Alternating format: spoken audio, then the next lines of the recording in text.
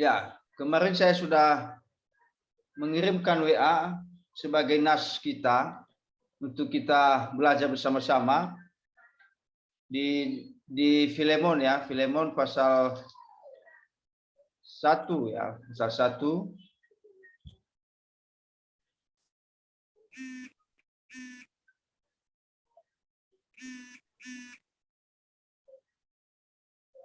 Kelihatan ya ini ya?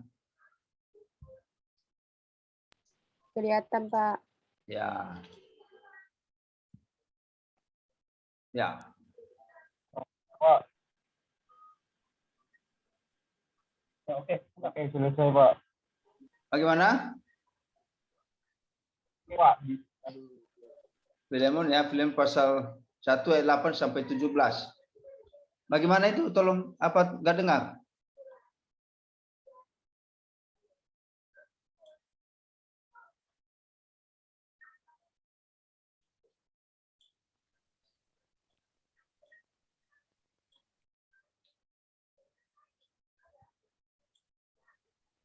Lanjut, Pak. Ya, mari kita membaca bersama-sama ya, diikuti ya. Buka Alkitabnya masing-masing. Nah, kita baca bersama-sama. Filemon pasal 1 ayat 8 sampai 17. Karena itu sekalipun di dalam Kristus aku mempunyai kebebasan penuh untuk memerintahkan kepadamu apa yang harus engkau lakukan. Tetapi mengingat kasihmu itu, lebih baik aku memintanya daripadamu.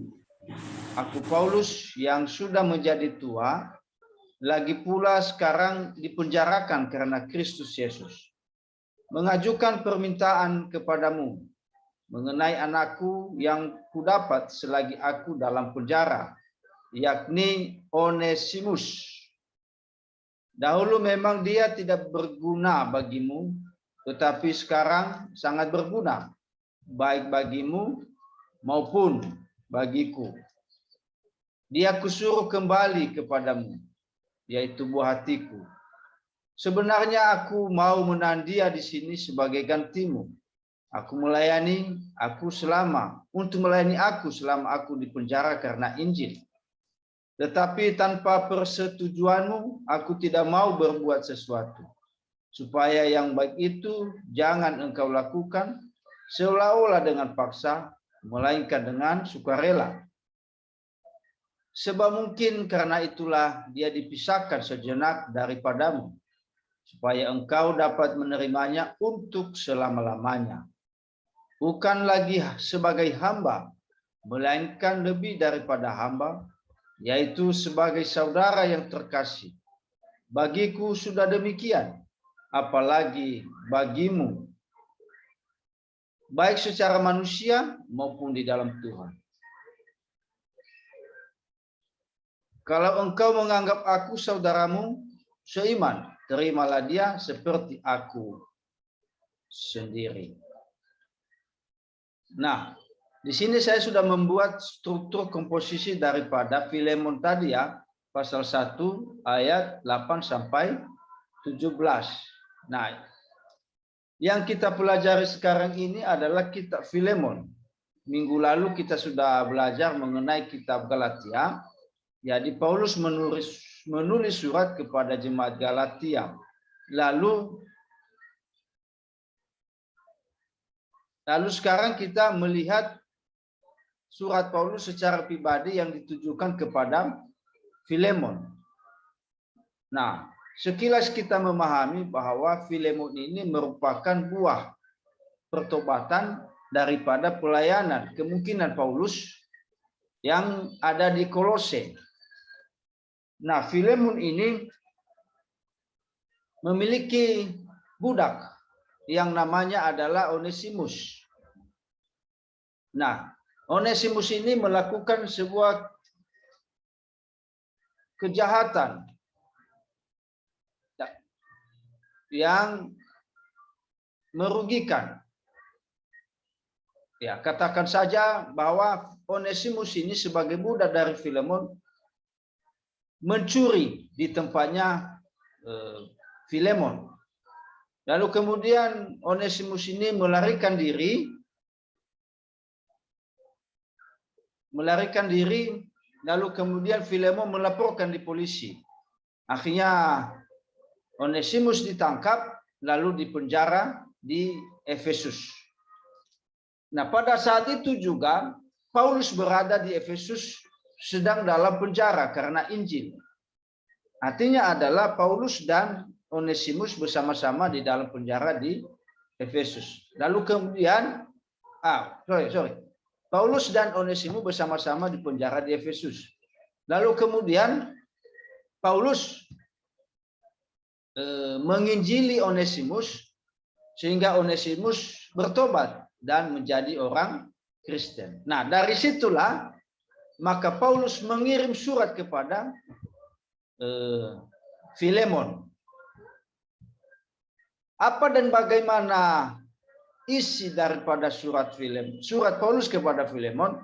Maka inilah yang kita baca ini. Nah, apa dan bagaimana terkait dengan isi atau inti dari surat Paulus? Maka sangat terkait dengan yang kita baca ini, yaitu Filemon pasal 1 ayat 8 sampai 17 ini. Nah, mari kita melihat struktur komposisinya ya.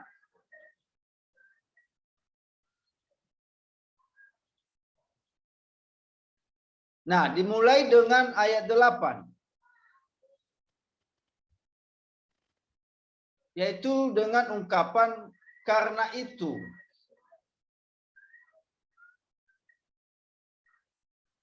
Ini karena itu ini kalau bahasa Yunaninya ini dio. Dalam bentuk atau grammar dari bahasa Yunaninya adalah kata penghubung. Konjungsi ya. Kata penghubung. Artinya ungkapan karena itu di sini ada hubungannya dari ayat sebelumnya. Katakanlah ayat 4 sampai ayat 7. Karena yang kita baca ini ayat 8. Karena itu ini adalah kata penghubung daripada ayat sebelumnya. Dalam bahasa Yunani ini adalah dio. Lalu kemudian diteruskan dengan ungkapan selanjutnya. Yaitu sekalipun di dalam Kristus,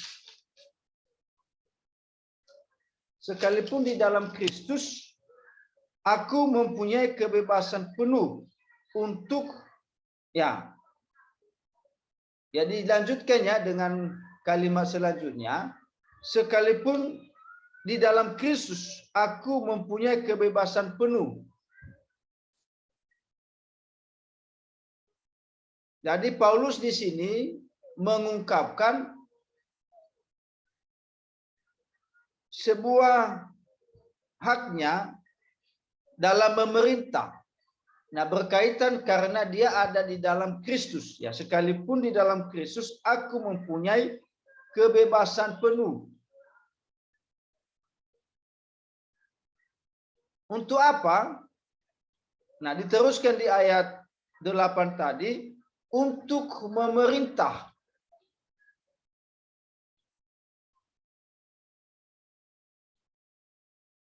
Ya, untuk memerintah.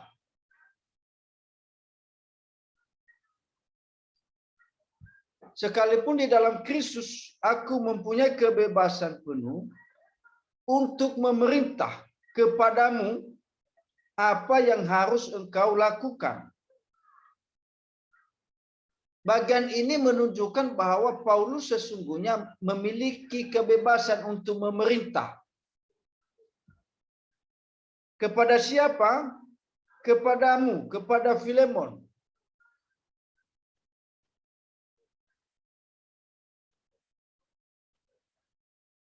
Namun, mari kita memperhatikan ayat 9-nya di poin D, tetapi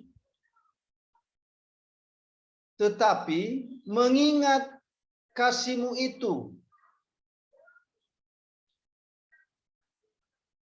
Ya, tetapi mengingat kasihmu itu diteruskan di ayat 9, diperhatikan ya, lebih baik aku memintanya kepadamu.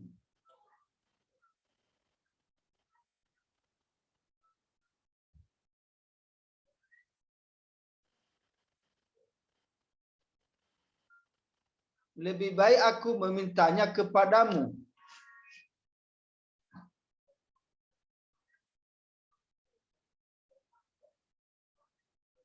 Ya, sekali lagi ya, sekalipun di dalam Kristus aku mempunyai kebebasan penuh untuk memerintah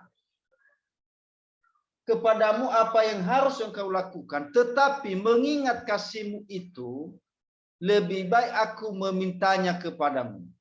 Artinya di sini bahwa Paulus lebih mengedepankan kasih daripada memerintah. Jadi Paulus mengirim surat kepada Filemon lebih mengedepankan kasih daripada memerintah. Sekalipun di dalam Kristus ia memiliki kebebasan penuh untuk memerintah, tetapi dia tidak melakukan itu. Kenapa? Paulus lebih mengedepankan kasih ya daripada memerintah.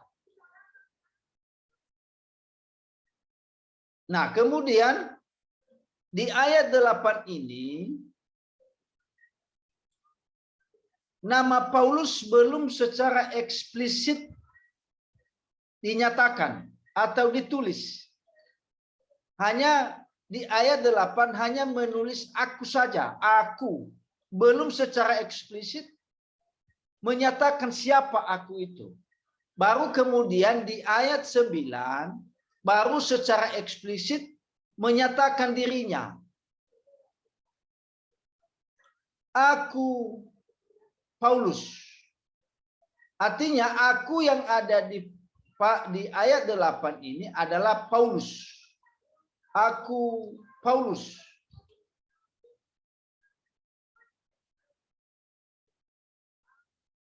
Aku Paulus. Lalu kemudian siapakah Paulus itu? Di ayat 9 ditekankan yang sudah tua.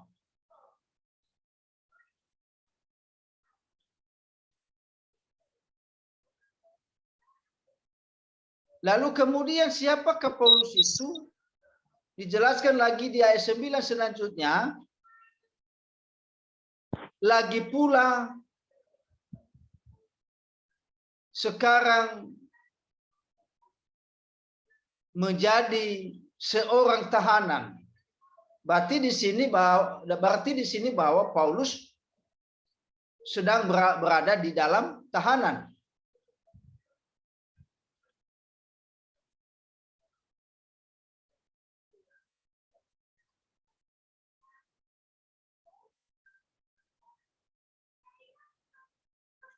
Ya, aku Paulus yang sudah tua, lagi pula sekarang menjadi seorang tahanan. Mengapa dia ditahan? Dijelaskan lagi di ayat 9, karena Kristus.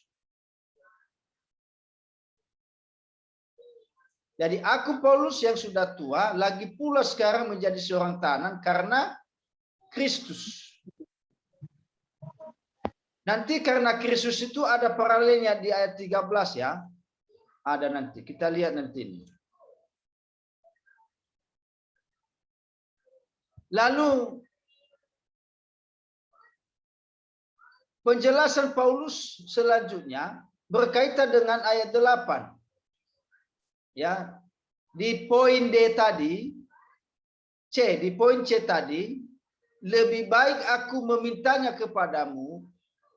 Di ayat 9 meminta apa? Nah, di poin F ini mengajukan permintaan kepadamu mengenai anakku.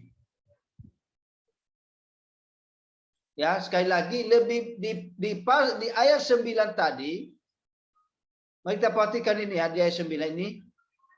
Paulus berkata di situ, lebih baik aku memintanya kepadamu. Meminta apa? Ya, di poin C ini, yaitu diteruskan lagi di ayat 10. Mengajukan permintaan kepadamu mengenai anakku, ku dapat selagi aku dalam penjara. Berarti di sini ada beberapa kali diungkapkan tentang di dalam penjara. Penjara ini menunjukkan tempat di mana mereka berada. Ya, mengajukan permintaan kepadamu mengenai anakku. Anaknya ini ditegaskan di ayat 10 yaitu Onesimus.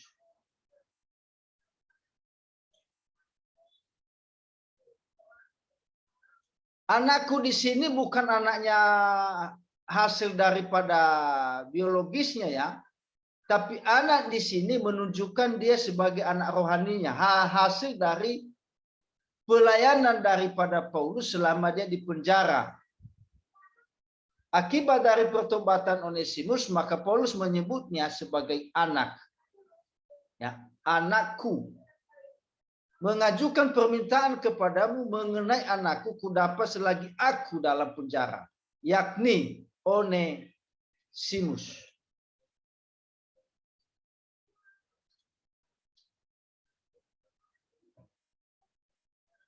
Nah, sampai di ayat 10 saya ulangi lagi ya. Di ayat 8 tadi, karena itu ada hubungannya di ayat sebelumnya. Ya, karena itu sekalipun di dalam Kristus aku mempunyai kebebasan penuh. Kebebasan apa? Memerintah kepadamu apa yang harus engkau lakukan. Akan tetapi ada tetapi di sini, mengingat kasihmu itu lebih baik aku memintanya kepadamu. Artinya di sini bahwa di ayat 8 di 9 ini sampai 9 ini menunjukkan atau mengedepankan kasih daripada memerintah. Sekalipun Paulus memiliki kebebasan untuk memerintah Filemon, tetapi Paulus mengedepankan kasih. Artinya di sini adalah poinnya adalah kasih. Ada kasih agape di sini. Ini agape ini dalam bahasa Yunaninya.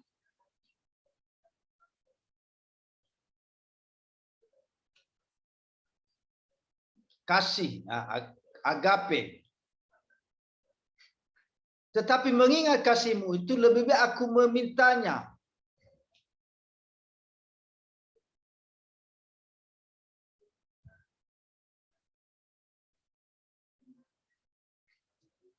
Dalam bahasa Yunaninya itu parakaleo. Artinya memintanya sesuatu harapan yang diharapkan oleh Paulus kepada Filemon. Jadi tetapi mengingat kasihmu itu lebih baik aku memintanya kepadamu. Ya, ungkapan memintamu dalam bahasa Yunani adalah parakaleo. Ya, dalam bentuk perfect pasif ya. Artinya di sini bahwa Paulus mengedepankan kasih daripada memerintah.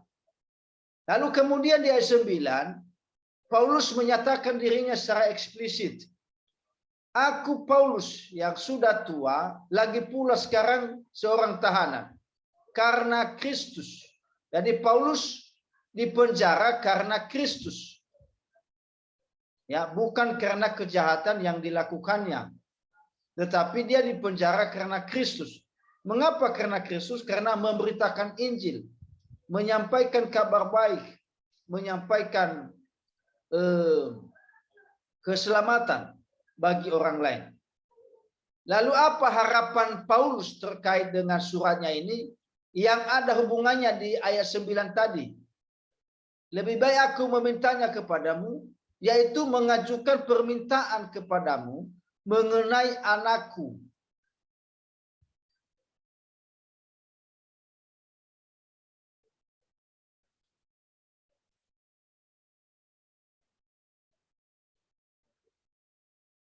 Ya, mengenai anakku.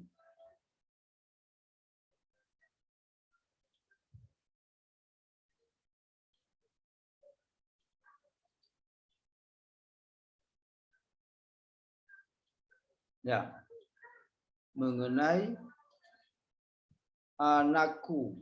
Ini anakku. Siapakah anaknya itu? Yaitu Onesimus.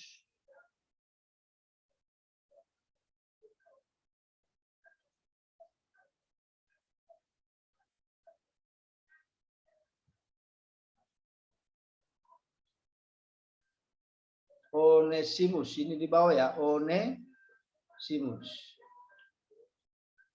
Jadi anaknya ini adalah Onesimus.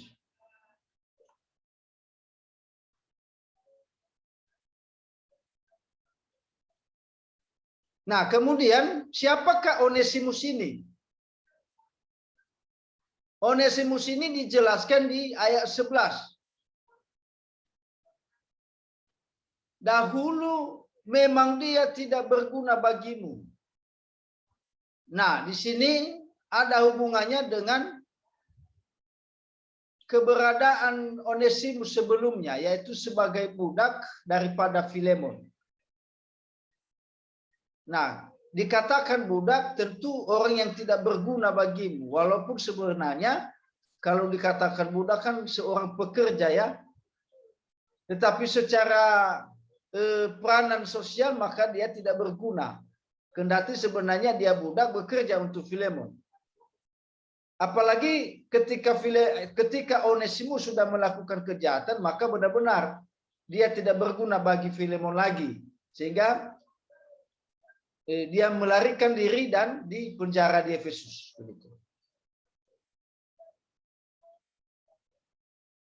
Lalu kemudian, ya tadi ya Onesimus tadi dahulu memang dia tidak berguna bagimu, tetapi sekarang, nah ada perubahan di sini. Tetapi sekarang, tadinya dahulu tidak berguna. Ini diperhatikan kata-kata ini loh. Dahulu memang dia tidak berguna bagimu, tetapi sekarang. Dulu memang tidak berguna, tetapi sekarang. Nah, apa yang terjadi dengan sekarang? Ditegaskan di ayat 11.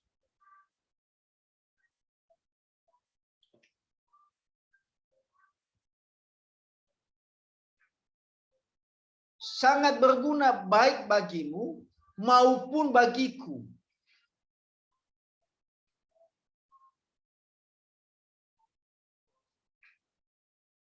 Ya.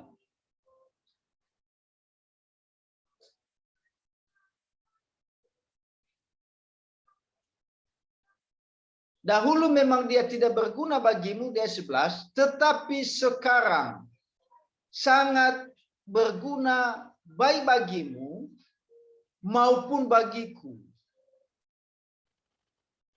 Berarti di sini di ayat 10 sampai ayat 11 ini ada transformasi. Ada perubahan ya, dahulu dan sekarang. Dahulu dia tidak berguna, tetapi sekarang dia berguna. Mengapa demikian? Tadi kita perhatikan ya di ayat 10. Mengajukan permintaan kepadamu mengenai anakku. Berarti di sini bukan lagi, nah di sini bahwa Paulus sudah menganggap Onesimus sebagai anak rohani, buah pelayanan, karena telah menginjili lalu Onesimus bertobat menjadi orang Kristen. Nah, sejak dia sudah bertobat, maka dia berguna. Sebelum bertobat, maka dia bukan orang berguna begitu. Tapi ketika sudah bertobat menjadi orang Kristen, maka ada perubahan. Perubahannya adalah tetapi sekarang dia 11 tadi sangat berguna baik bagimu maupun bagiku. Kemudian ditegaskan lagi Paulus, bukan hanya sangat berguna baik bagimu maupun bagiku, bahkan Onesimus itu dikatakan buah hatiku.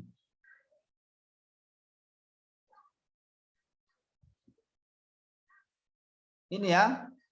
Tadi di ayat 10, anakku berguna baik bagi kamu maupun bagiku, bagimu maupun bagiku. Tetapi sekarang lebih tegas lagi dia katakan, buah hatiku. Artinya Paulus menganggap Onesimus ini adalah buah hatinya. Anakku, buah hatiku. Begitu ya.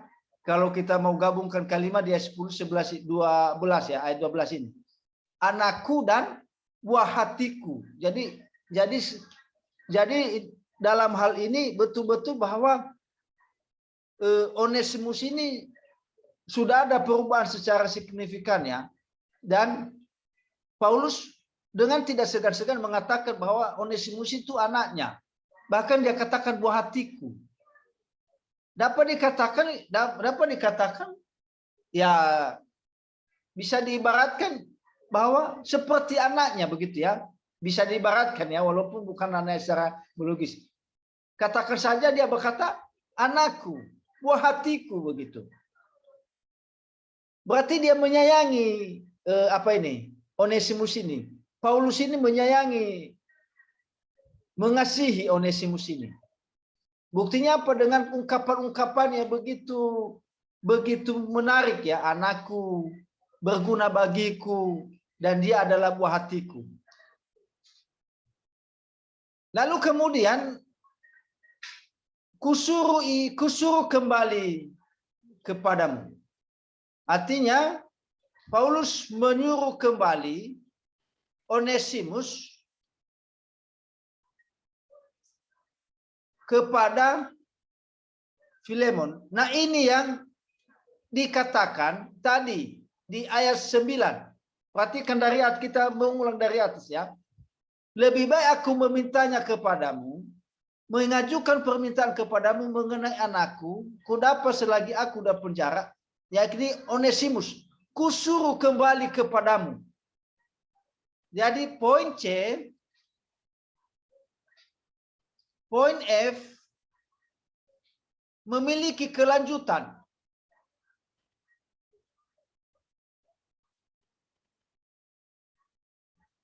Lebih baik aku memintanya kepadamu, mengajukan permintaan kepadamu mengenai anakku, buah hatiku, kusuruh kembali kepadamu. Ini berkaitan dengan pada awalnya bahwa Onesimus ini sebagai budak daripada Filemon. Hanya saja karena dia sudah melakukan kejahatan, maka dia melarikan diri lalu ditangkap dan dipenjara. Tetapi atas perjumpaannya dengan Paulus, maka mengirim kembali Onesimus ini kepada Filemon. Karena apa? Ya, karena apa? Supaya Filemon kembali menerima Onesimus. Nah, nanti kita lihat dengan catatan apa dia menerimanya. Dan dengan tujuan apa Paulus mengirimkannya. Yang jelas di sini bahwa tujuan daripada Paulus di ayat 8 sampai ayat 11 terkait dengan permintaan Paulus untuk meminta Filemon agar menerima kembali Onesimus. Yaitu di ayat 12 ini. Nah, kemudian di ayat 13.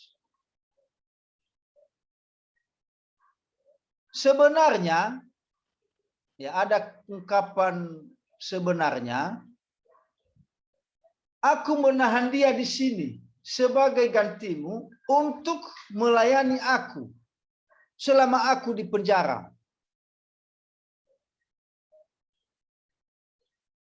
Nah, berarti di sini ada 3 kali kita melihat ungkapan selama dia di penjara ya. Artinya menunjukkan keberadaan mereka di mana. Sebenarnya aku menahan dia di sini sebagai gantimu untuk melayani aku selama aku di penjara. Ayat 13. Karena Injil. Ya, mengapa dia di penjara? Karena Injil. Jadi Paulus di penjara karena Injil. Ada 2 kali diulang-ulangi. Di ayat 9, Ini kelihatan nggak catatan ini, slide-nya? Kelihatan ya? Kelihatan. Nah, ungkapan karena Injil 2 kali diulang ya, ayat 9 dan ayat 13. Ya, sebenarnya aku menahan dia di sini sebagai gantimu untuk melayani aku selama aku di penjara karena Injil. Nah, kembali Paulus menegaskan keberadaannya di mana dan mengapa dia di penjara. Jadi dia di penjara bukan karena kejahatannya, tetapi karena pengorbanannya demi Kristus, demi pemberitaan Injil dan demi pemberitaan kabar baik bagi umat manusia pada saat itu. Nah, sebenarnya aku menahan dia di sini sebagai gantimu untuk melayani aku selama aku di penjara karena Injil. Tetapi ada kata tetapi di ayat 14 berkaitan dengan ungkapannya di ayat 13 di atas. Aku menahan dia di sini gantimu, tetapi tanpa persetujuanmu. Ya, kuulangi lagi ya, saya baca sekali lagi ya. Sebenarnya aku menahan dia di sini sebagai gantimu untuk melayani aku selama aku di penjara karena Injil, tetapi ya sebenarnya aku menahan dia, tetapi tanpa persetujuanmu.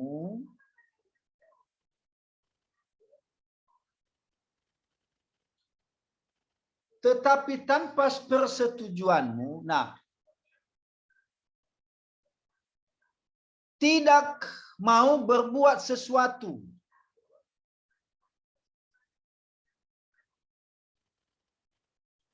supaya yang baik itu jangan engkau lakukan seolah-olah dengan paksa. Supaya yang baik itu, ini diperhatikan kata-katanya ini, yang baik itu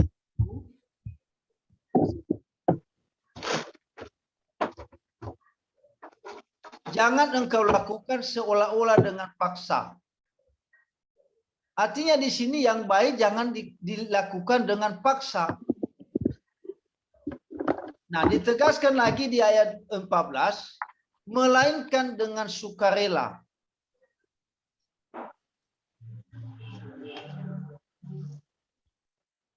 Sebenarnya aku menahan dia di sini sebagai gantimu untuk melayani aku selama aku di penjara karena Injil. Tetapi tanpa persetujuanmu, tidak mau berbuat sesuatu supaya yang baik itu jangan engkau lakukan seolah-olah dengan paksa, melainkan dengan sukarela.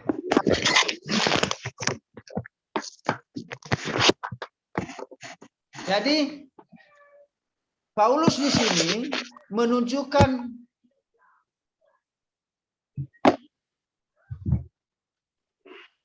kerendahan hatinya bagi Filemon. Tadi di ayat 8 dimulai dengan penekanan kasih. Nah, di ayat 14 ini menekankan tentang kerendahan hati. Tetapi tanpa persetujuanmu, tidak mau berbuat sesuatu supaya yang baik itu jangan engkau lakukan seolah-olah dengan paksa, melainkan dengan sukarela. Nah, mengapa demikian? Di ayat 15, sebab mungkin karena itulah dipisahkan sejenak dari engkau.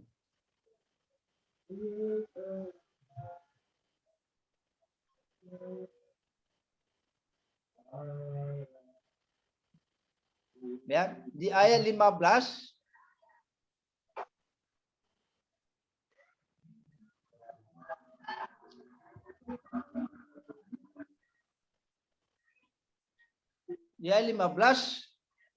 sebab mungkin karena itu dipisahkan sejenak dari engkau. Untuk apa? Nah, dikatakan selanjutnya supaya engkau menerimanya untuk selama-lamanya. Nah, ungkapan supaya engkau menerima untuk selama-lamanya ini berkaitan lagi di ayat 9 di atas. Lebih baik aku memintanya kepadamu Kemudian di ayat 10 bagian F, mengajukan permintaan kepadamu mengenai anakku. Lalu dikatakan lagi di ayat 15 ini, yang merupakan kalimat selanjutnya ya, supaya engkau menerimanya untuk selama-lamanya. Nah, menerimanya untuk selama-lamanya di sini, maka Paulus meminta atau mengajukan permintaan kepada Filemon di ayat 15.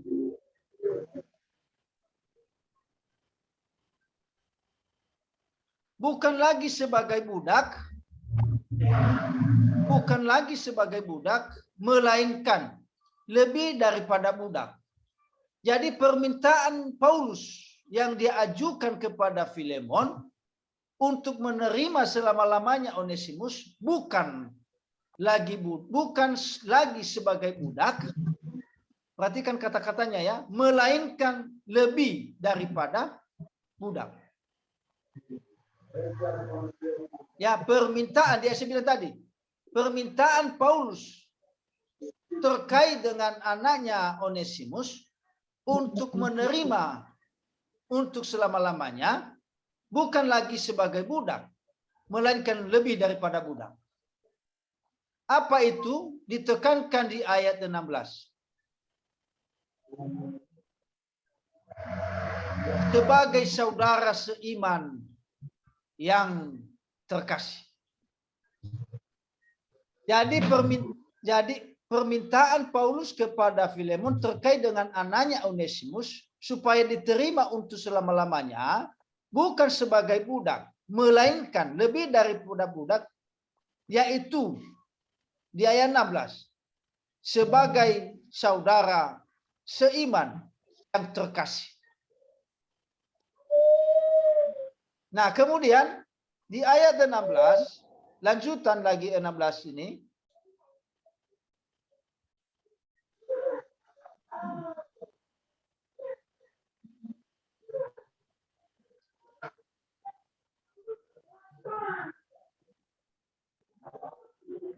bagiku sudah demikian,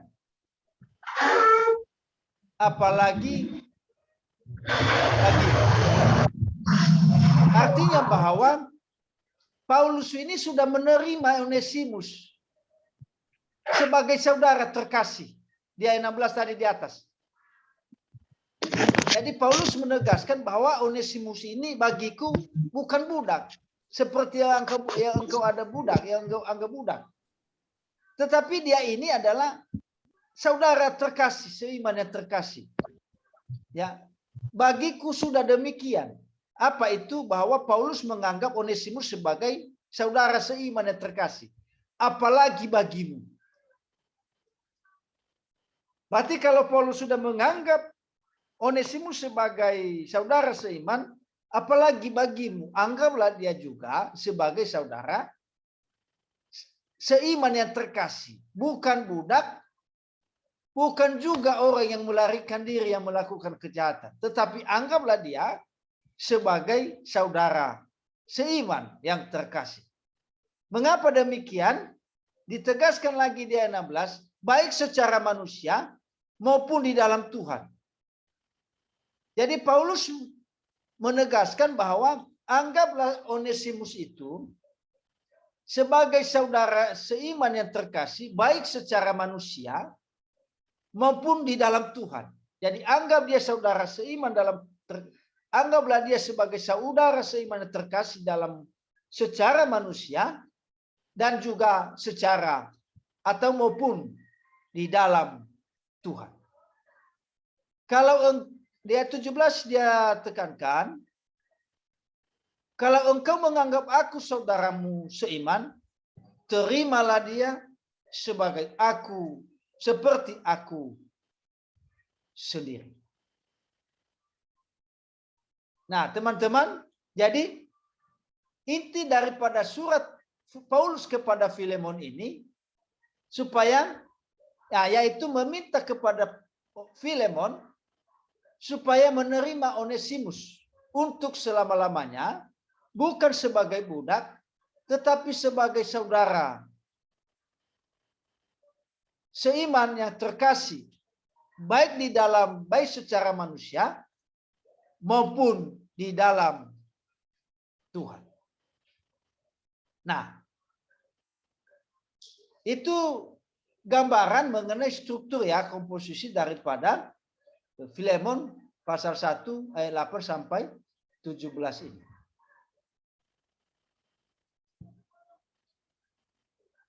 Nah, kemudian ya sampai di sini sudah mengerti atau ada yang masih ragu-ragu?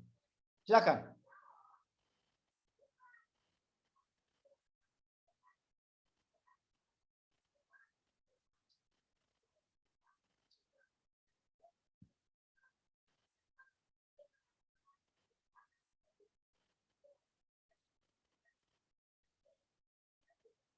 Ya, silakan. Kalau masih ada yang kurang memahami, kita bisa jelaskan kembali.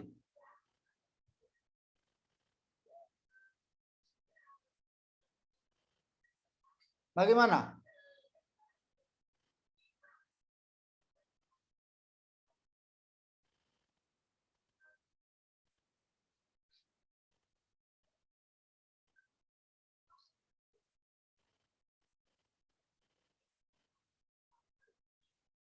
Nah, kemudian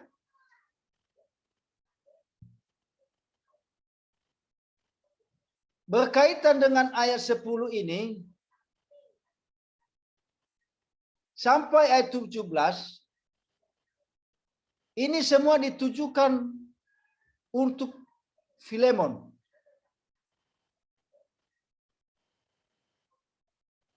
Sorry. Terlalu panjang. Ayat 10, mulai dari ungkapan Onesimus ini, sorry ya, mulai dari ayat 10 ungkapan dari Onesimus ini sampai ayat 17, ini semua berkaitan dengan Onesimus.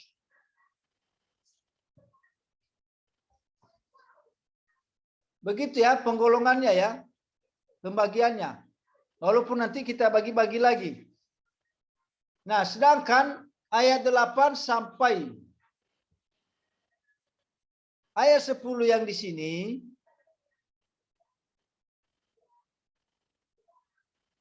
berkaitan dengan Paulus. Permintaan Paulus.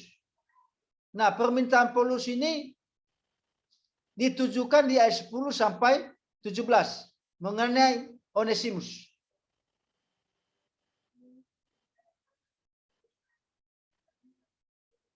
Jadi ayat 8 sampai ayat 10 ya, 10 bagian B kalau nggak salah ini, mengajukan permintaan itu berkaitan dengan Paulus.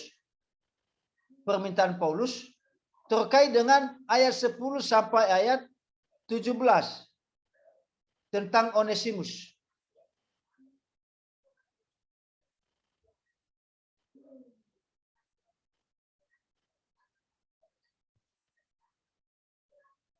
Nah, kita melihat konteks dekatnya.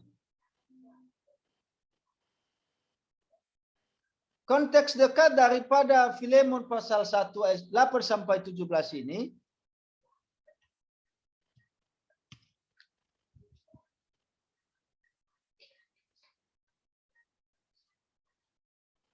ya.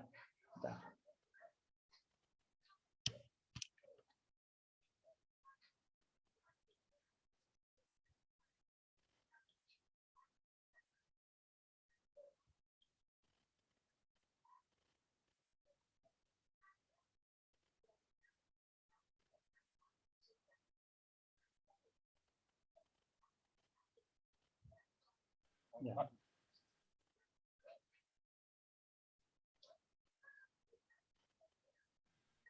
Kak, izin bertanya, Kak. Ya, silakan. Siapa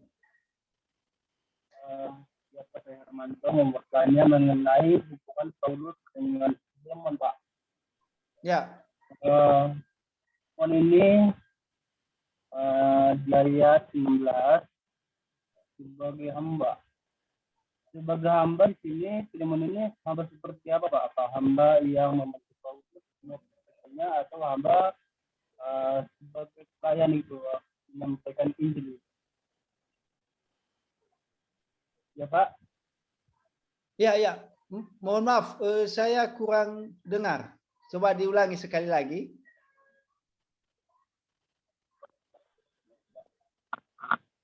Coba, Hermanto, coba sekali lagi. Dengan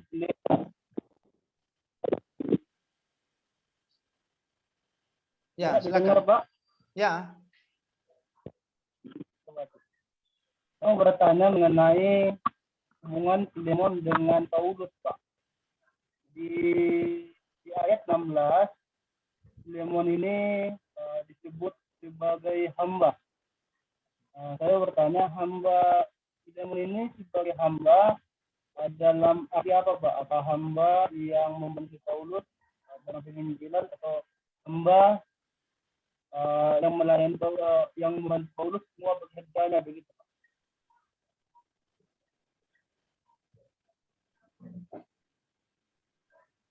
Ya. Mudah-mudahan saya tidak salah dengar ya.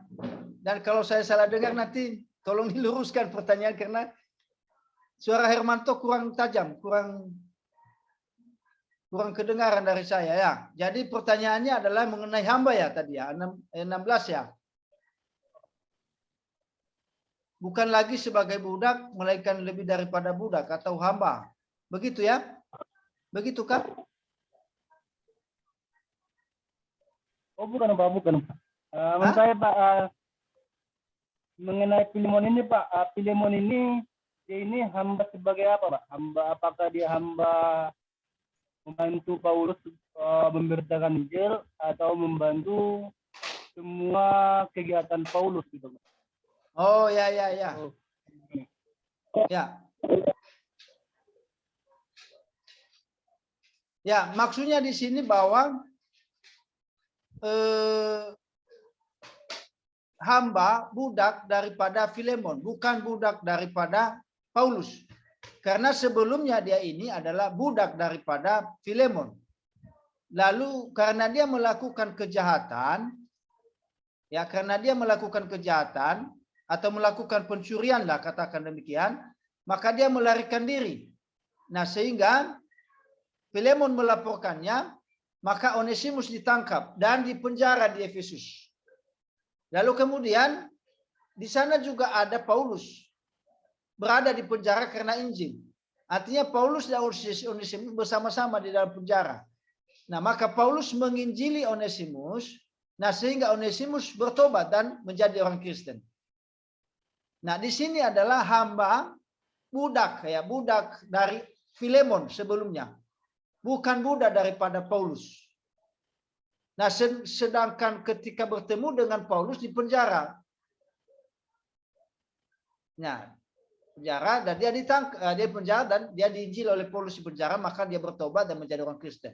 Budak di sini adalah budak daripada Filemon. Nah, dikatakan budak, ya, budak seorang pekerja. Ya, budak seorang pekerja. Ya, mungkin halus kalau dikatakan pembantu ya. Tapi kalau dikatakan budak ya betul-betul budak ya. Pekerja keras bagi tuannya. Artinya dia tidak memiliki hak bagi tuannya begitu. Pekerja keras bagi tuannya, kata budak. Nah kalau masih dikatakan pembantu ya masih lumayan lah. Kalau dikatakan budak bagi mereka saya itu betul-betul budak. Nah di sini bukan budak daripada Paulus tapi budak daripada Filemon. Sebelum dia bertobat ya, sebelum dia bertobat. Nah itu yang diminta oleh Paulus bahwa sekarang terimalah terimalah Onesimus ini kembali, bukan lagi budak, bahkan lebih daripada budak. Ya, dikatakan di ayat 16, jangan lagi budak melainkan lebih daripada budak, yaitu sebagai saudara seiman yang terkasih.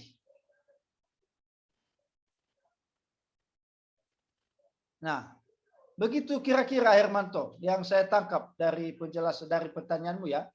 Mudah-mudahan saya tidak dengar, mudah-mudahan saya tidak salah dengar saya. Ya. Begitukah? Boleh nggak saya lagi mengenai berarti hubungan Paulus dengan Filemon berarti satu kerja ya, berarti Onesimus inilah yang disebut sebagai hamba ya Pak. Susah. Bagaimana? Bagaimana?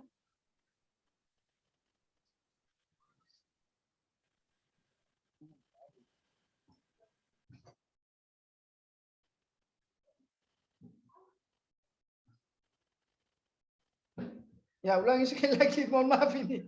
Saya coba pakai handset ya. Saya coba pakai handset ya.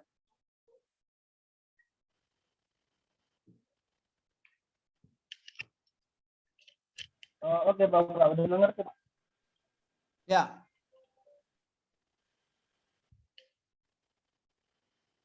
Ya, oke, silakan.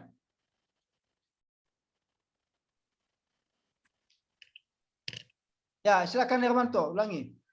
Mohon maaf ini.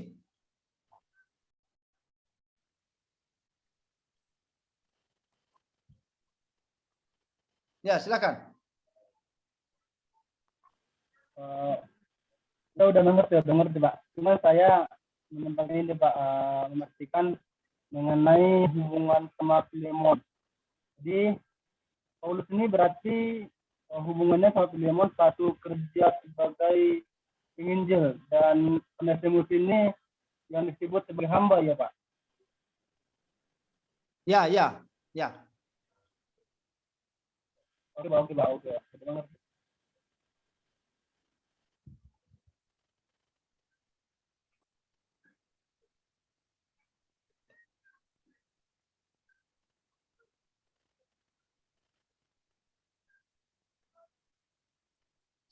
Ya. Jadi, ulangi sekali lagi ya bahwa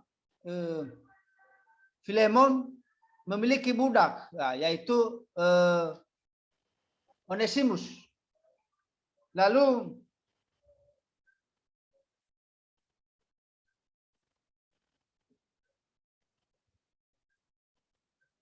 hubungan Paulus dengan Filemon, ya, hubungan Paulus dengan Filemon, saya rasa itu pertanyaan ya. Itu bisa kita baca ya, misalnya di dalam pasal 1 ayat ya, pasal 1 ya, hubungan Paulus dengan Filemon. Dia berkata di sini, dari Paulus seorang hukuman karena Kristus Yesus, dan dari Timotius saudara kita kepada Filemon yang kekasih, teman sekerja kami. Jadi antara Paulus dengan Filemon sebagai rekan kerja, rekan pelayanan. Nah, sedangkan Filemon ini merupakan orang Kolose. Orang Kolose dan yang sudah menjadi orang Kristen, yang sudah bertobat. Lalu Filemon ini memiliki budak, yaitu Onesimus. Nah, Onesimus itu melakukan kejahatan, maka dia melarikan diri. Lalu di sana di Efesus dia ditangkap dan bersama-sama dengan Paulus dipenjara. Ya, kendati Paulus dipenjara karena Injil, tetapi Onesimus dipenjara karena melakukan kejahatan. Jadi hubungan Paulus dengan Filemon sebagai rekan pelayanan, dan hubungan Filemon dengan Onesimus sebagai budak. Nah, sekarang hubungan Paulus dengan Onesimus lagi bukan sebagai budak, tapi apa? Sebagai katakanlah sebagai anak rohaninya begitu. Bahkan dikatakan tadi ayat 10, mengajukan permintaan kepadamu mengenai anakku. Lalu diteruskan di ayat 12, buah hatiku. Ya, katakan bahwa Paulus dengan Onesimus sebagai anak rohani karena apa? Karena buah pelayanan dari Paulus selama berada di penjara. Sehingga Onesimus bertobat dan menjadi orang Kristen.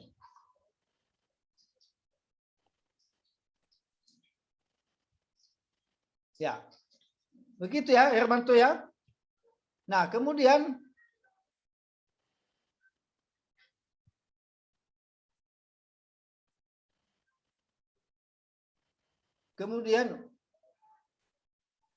kita lihat konteks dekatnya.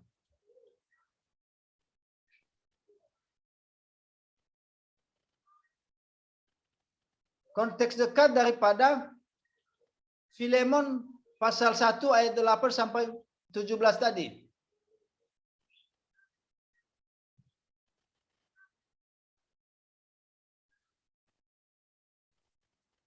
Ya, mari kita baca bersama-sama. Kita dulu ya, saya bikin dulu.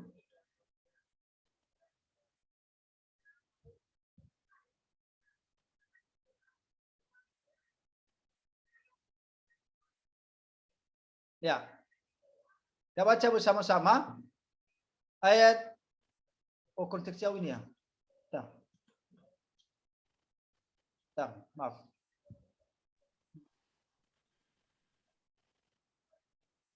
Aduh, kenapa begini?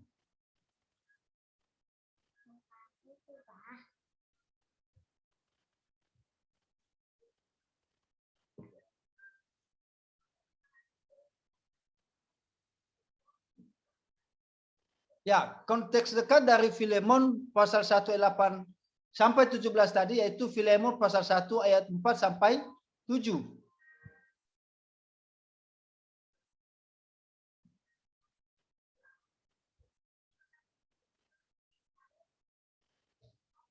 Ya, aku mengucap syukur kepada Allahku setiap kali aku mengingat engkau dalam doaku. Karena aku mendengar tentang kasih-Mu kepada semua orang kudus dan tentang iman-Mu kepada Tuhan Yesus. Dan aku berdoa agar persekutuan-Mu di dalam iman turut mengerjakan pengetahuan akan yang baik di antara kita untuk Kristus. Dari kasih-Mu sudah kuperoleh kegembiraan besar dan kekuatan, sebab hati orang-orang kudus telah Kau hiburkan, saudaraku. Jadi konteks dekat daripada Filemon yang kita lihat struktur tadi, yaitu di ayat 4 dan ayat 5. Ayat 4 dan ayat 7. Dan ditekankan di dalam ayat 5. Karena aku mendengar tentang kasih-Mu kepada semua orang kudus dan tentang iman-Mu kepada Yesus. Jadi Paulus menegaskan di sini bahwa Filemon memiliki kasih dan memiliki iman. Berarti ada harapan yang sangat signifikan dari Paulus untuk menerima Onesimus. Karena dia adalah orang yang memiliki kasih dan orang yang memiliki iman. Kalau orang yang memiliki kasih dan memiliki iman, maka dia tidak menyimpan dendam terhadap Onesimus. Dan kemudian dia tidak menyimpan dendam, tetapi dia memberi pengampunan kepada Onesimus.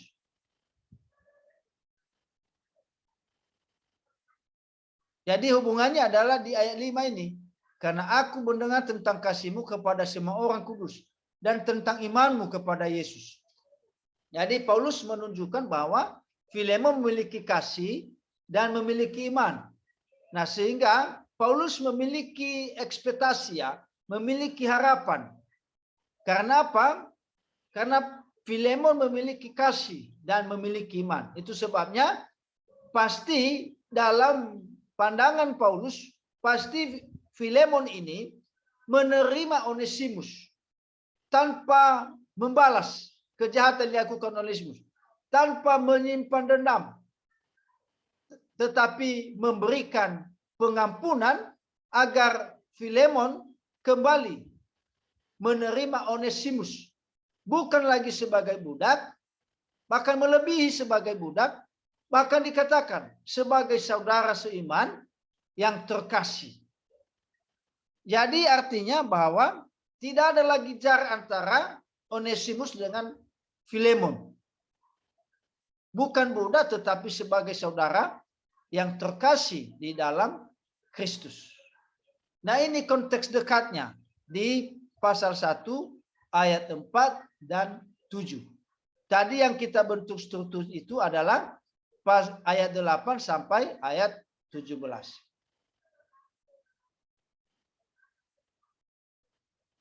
Nah, kemudian konteks jauhnya.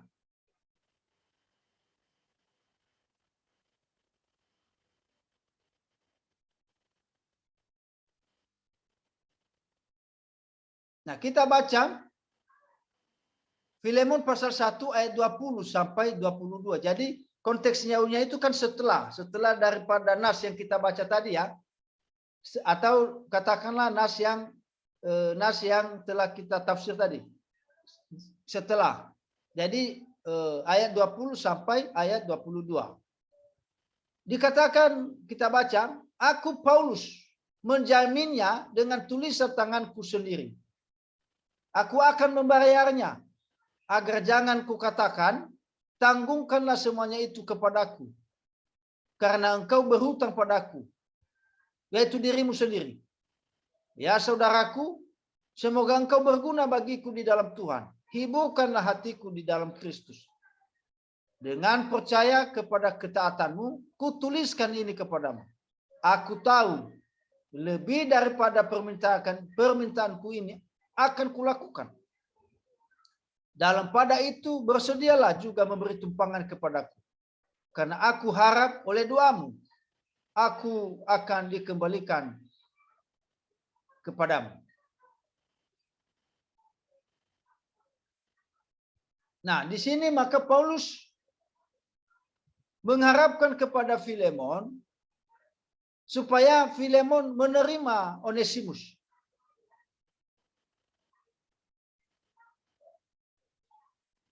Ya. Menerima Onesimus. Lalu kemudian di ayat 20 ini menekankan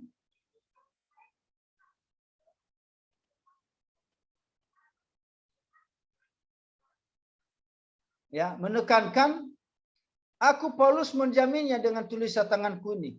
Aku akan membayarnya.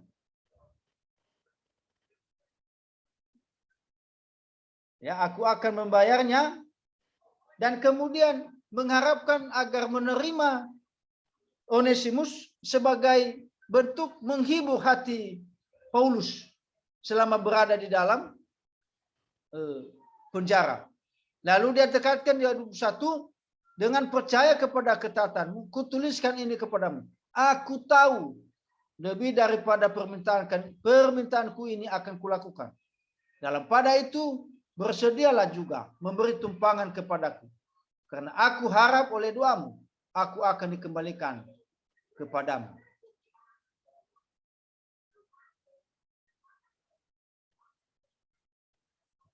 Jadi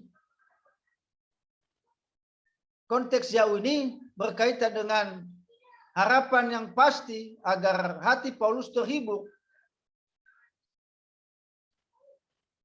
untuk menerima Onesimus kembali kepada Filemon sebagai saudara terkasih di dalam Tuhan. Nah, itu bentuk daripada struktur daripada Filemon pasal 1 ayat 8 sampai 17 ini.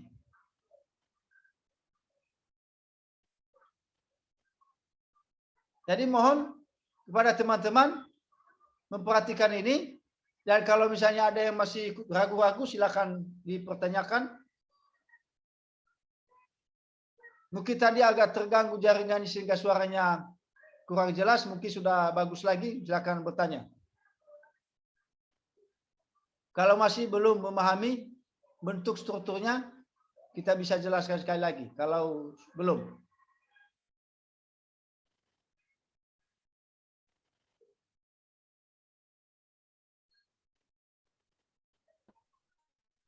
Shalom Bapak. Bagaimana? Ya silakan. Bapak minta tolong dijelasin sekali lagi, soalnya tadi jaringan kami nggak bagus, jadi kami nggak ada ikuti dari pertama, ketinggalan. Oh. Boleh. Makasih Boleh. Pak. Ya. Ini kameranya kenapa tidak aktif semua ini? Apa karena jaringannya atau gimana nih? Diaktifkan semua. Kameranya diaktifkan supaya saya tahu siapa yang diaktifkan semua. Jangan sembunyi di balik kamera. Diaktifkan saja supaya saya anggap ada orangnya. Kalau nggak diaktifkan saya anggap nggak ada orangnya. Berarti saya ngomong sendiri di ceritanya. Nah, diaktifkan semua ya. Ya, Pak. Ya. Kalau kurang ngerti dikasih tahu kurang. Jadi kita ulangi dari awal begitu. Oke, perhatikan ya.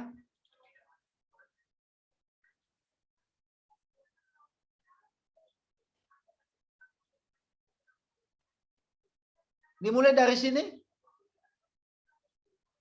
Ya. Baik. Saya ulangi sekali lagi ya.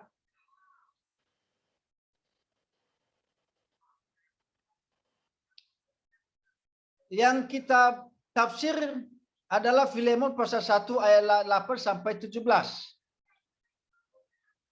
Nah, dalam menafsir ini maka kita perhatikan katanya. Subjeknya, kata kerjanya dan objeknya dan anak kalimatnya. Lalu kita mulai dari ayat 8 dengan ungkapan karena itu. Karena itu dalam bahasa Yunaninya ini adalah dio. Artinya adalah kata penghubung dari ayat sebelumnya. Nah, lalu dilanjutkan dengan ungkapan selanjutnya dalam ayat 8. Karena itu sekalipun di dalam Kristus, aku mempunyai kebebasan penuh. Ya, Paulus berkata, sekalipun di dalam Kristus aku mempunyai kebebasan penuh untuk memerintah. Ini ya, untuk memerintah kepadamu apa yang engkau harus lakukan. Jadi Paulus di sini sesungguhnya memiliki kebebasan penuh untuk memerintah Filemon. Untuk memerintah Filemon, dia memiliki kebebasan penuh karena dia dalam Kristus untuk memerintah Filemon. Tetapi di ayat 9 dikatakan, tetapi mengingat kasihmu itu. Ini tetapi mengingat kasihmu itu. Lebih baik di ayat 9. Lebih baik aku memintanya kepadamu, parakaleo. Ini meminta, ini parakaleo. Kasihmu di sini agape, ya. Tetapi mengingat kasihmu itu lebih baik aku memintanya kepadamu. Nah, di sini di ayat 8 ini sampai di ayat 9a ini Paulus menekankan tentang kasih, bukan memerintah. Lalu di ayat 8 sampai 9a secara eksplisit Paulus belum menyatakan dirinya siapa. Nah, baru kemudian di ayat 8 baru dia tegaskan secara eksplisit siapakah dirinya yang sesungguhnya. Dia katakan, aku Paulus. Nah, dia jelaskan lagi yang sudah tua, berarti Paulus sudah tua di sini. Nah, hanya saja berapa umurnya kita tidak tahu ya. Nanti boleh dicari tahu itu di buku-buku tafsiran yang lain. Berapa umur Paulus ketika dia di penjara di Efesus. Aku Paulus yang sudah tua, lagi pula ini memperhatikan semua ini. Kata-katanya, lagi pula sekarang. Berarti posisi Paulus menunjukkan waktu ini menjadi seorang tahanan. Lagi pula sekarang menjadi seorang tahanan. Berarti ketika dia meminta mengirim surat kepada Filemon, berarti posisinya berada di dalam penjara. Makanya dikatakan bahwa waktu tempat penulisannya ini Filemon dikatakan selama berada di penjara. Nah, mengapa Paulus di penjara? Karena Kristus.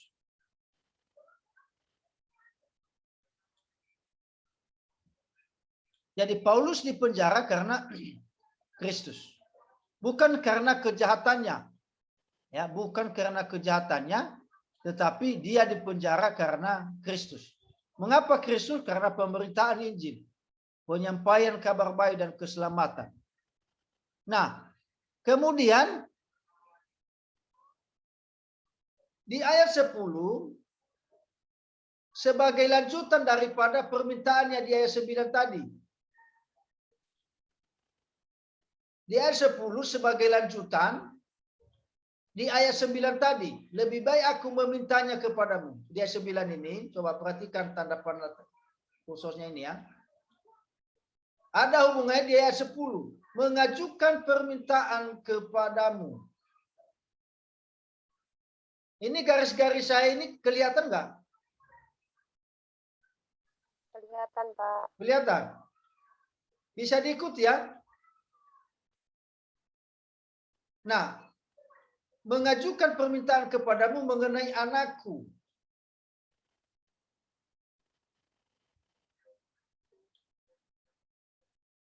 Yang kudapat selagi aku dalam penjara. Berarti bersama-sama dengan Paulus di penjara. Siapakah itu? Yaitu di ayat 10. Onesimus.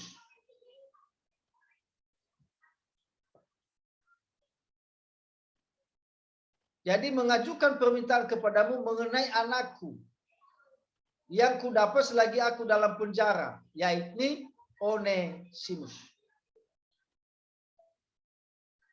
Jadi Onesimus ini didapatkan oleh Paulus yaitu di penjara. Nah, seperti yang saya katakan tadi, kenapa di penjara? Kenapa Onesimus di penjara? Karena dia ditangkap karena melakukan kejahatan. Katakanlah mencuri di tempat Filemon. Filemon mengadukannya, lalu Onesimus ditangkap, lalu dipenjara di Efesus, dan di Efesus kebetulan Paulus juga dipenjara karena Injil. Lalu Paulus menginjili Onesimus sehingga Onesimus percaya dan menjadi orang Kristen. Dapat dikatakan bahwa Onesimus percaya sebagai buah pelayanan dari Paulus sehingga Paulus berkata kepada Onesimus sebagai anakku. Ya, anakku di sini bukan hubungan secara biologis, tapi anakku dalam imannya, dalam kerohaniannya, atau dalam pelayanan.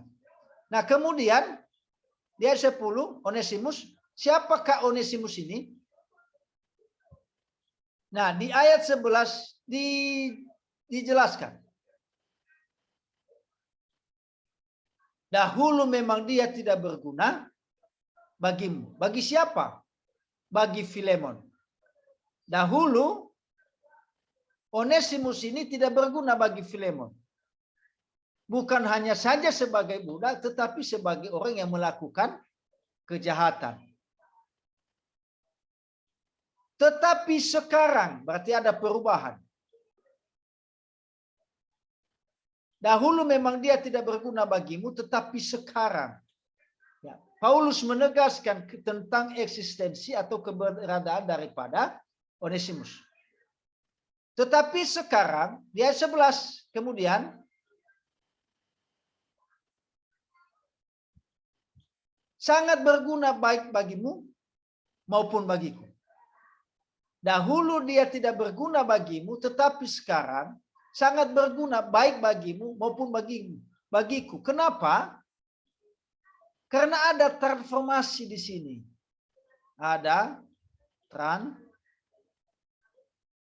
transformasi. Nggak bisa tertulis. Ada transformasi atau ada perubahan dari Onesimus. Makanya Paulus berani mengatakan dia berguna sekarang. Dahulu dia memang tidak berguna, tapi sekarang berguna. Karena apa? Karena dia sudah berubah. Karena dia sudah bertobat. Karena dia sudah menjadi orang Kristen. Nah, sehingga Paulus meyakinkan lagi dengan ungkapannya berkaitan dengan Onesimus ini bukan lagi sebagai anak, bukan hanya sebagai anakku, tetapi sebagai buah hatiku. Oh ya, perhatikan ya. Jadi bukan hanya sebagai anak, jadi Paulus menganggap Onesimus bukan hanya sebagai anak, tetapi sebagai buah hatiku. Lalu apa yang terjadi? Maka Paulus meminta, kusuruh ia kepadamu. Kusuruh ia kepadamu ini berhubungan dengan ayat 9 di atas tadi. Lebih baik aku memintanya kepadamu, lalu kemudian di poin F, di ayat 10. Mengajukan permintaan kepadamu mengenai anakku. Kusuruh ia kembali kepadamu. Kepada siapa? Kepada Filemon. Jadi ayat 9 sampai ayat 11 ini. Ayat 9, 10 dan 12 ini. Jadi ada hubungannya. Meminta, mengajukan permintaan terkait dengan Onesimus agar diterima kembali oleh Filemon. Nah, kemudian di ayat 13 sebenarnya, nah ini Paulus ya, sebenarnya aku menahan dia di sini sebagai gantimu untuk melayani aku selama aku di penjara. Nah, ungkapan penjara ada 3 kali diulang-ulang di sini. 1, 2, 3 di ayat 9. Berarti Paulus menekankan eksistensinya, berarti selama di penjara. Ya, sebenarnya aku menahan dia di sini sebagai gantimu untuk melayani aku selama aku di penjara karena Injil.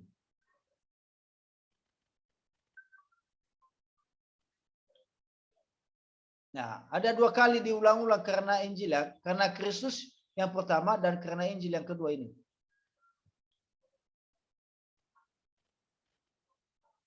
Sebenarnya aku menahan dia di sini sebagai gantimu, tetapi tanpa persetujuanmu, ya, tanpa persetujuan daripada Filemon, maka Paulus sudah semena-mena terhadap Onesimus ini juga.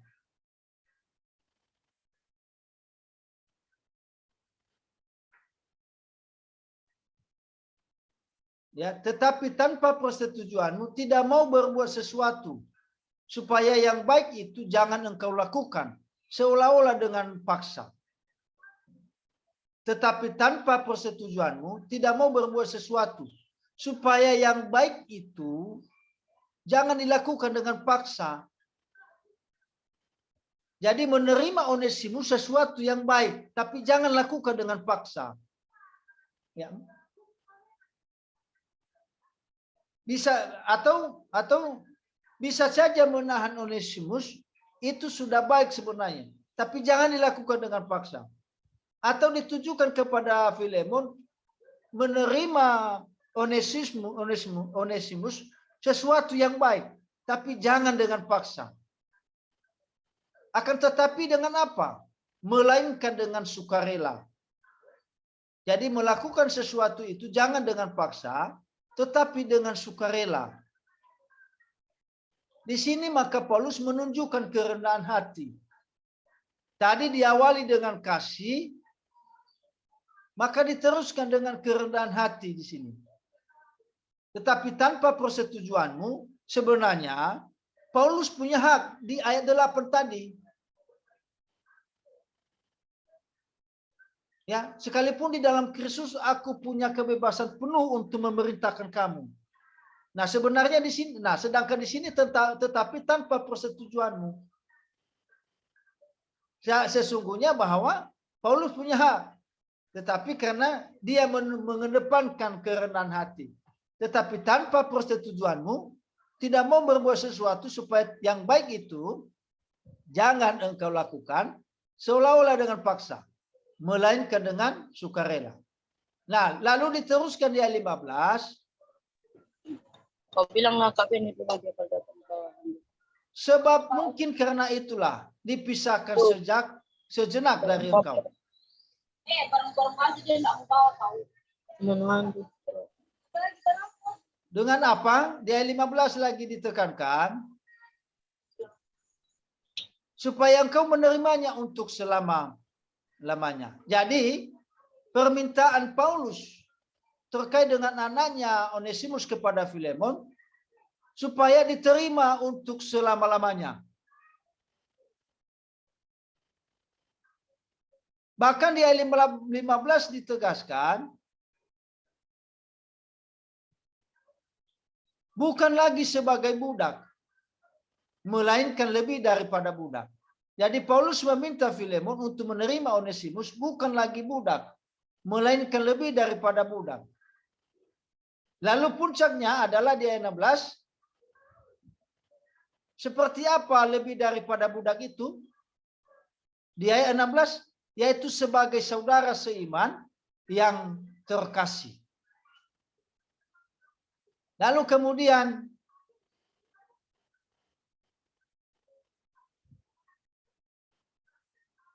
Paulus menekankan, bagiku sudah demikian. Apalagi bagimu. Jadi Paulus sudah menganggap Onesimus ini sebagai saudara seiman yang terkasih. Jadi bukan sebagai bukan hanya sebagai anak dan juga buah hatiku, ya. Coba ayat 10 tadi ini ya. Bukan hanya sebagai anakku, bukan hanya sebagai buah hatiku, tetapi dia ini bagi Paulus saudara seiman yang terkasih. Bagiku sudah demikian, apalagi bagimu. Jadi, di ayat 16, Paulus menekankan, Onesimus diterima sebagai anak, sebagai buah hati, sebagai saudara seiman yang terkasih, baik secara manusia, ya di ayat 16 ya, yang ini ya, maupun di dalam Tuhan. Jadi, Onesimus diterima bukan sebagai anak, bukan hanya sebagai anak, buah hati, bukan hanya sebagai budak, melebihi budak, tetapi saudara seiman yang terkasih, baik secara manusia maupun di dalam Tuhan. Nah, maka Paulus di ayat 17 kembali menjelaskan, kalau engkau menganggap aku saudaramu seiman, terimalah dia seperti aku sendiri. Jadi Paulus meminta kepada Filemon agar Filemon menerima Onesimus seperti menerima Paulus sendiri. Demikian juga Filemon menerima Onesimus. Kendati Onesimus telah meresahkan Filemon, tetapi diterimalah dia. Karena engkau memiliki kasih dan memiliki iman di dalam Kristus. Nah, begini dalam melihat secara secara utuh teks nas yang kita baca. Lalu kalau sudah kita buat seperti ini, maka kita bisa menemukan makna teologisnya. Nah, makna teologis yang kita akan tarik daripada ini tidak akan menyimpang dan tidak akan menyimpang dan tidak akan menyesatkan lah, katakan ya, tidak akan menyesatkan. Tetapi makna teologis betul-betul kita ambil dari dalam makna itu sendiri. Nah, teman-teman, tadi saya sudah jelaskan konteks dekat dan konteks jauhnya ya. Nah, sekarang kita melihat makna teologis daripada struktur ini. Ya, kita melihat makna teologis daripada struktur ini.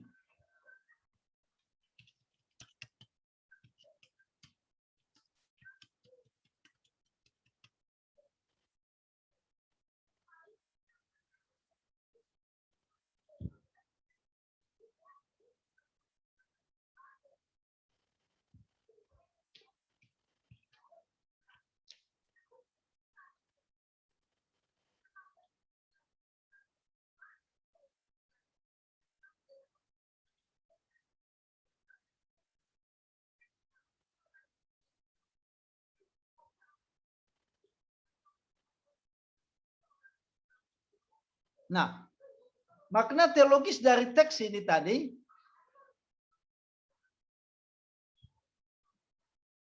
nah kita mulai daripada ayat 8.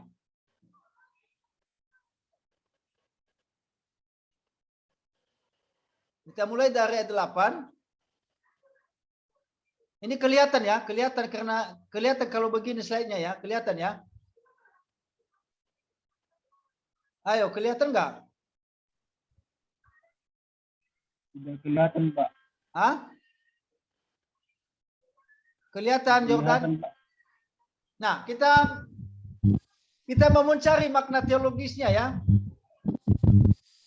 Nah, ayat 8 sampai ayat 9. Ya. Ayat 8 sampai ayat 9a ini ya, taruh Allah. Di sini Paulus sesungguhnya memiliki kebebasan penuh untuk memerintah. Tetapi mengingat kasihmu. Berarti ayat 8 ini menekankan tentang kasih. Kasih, sorry. Kasih.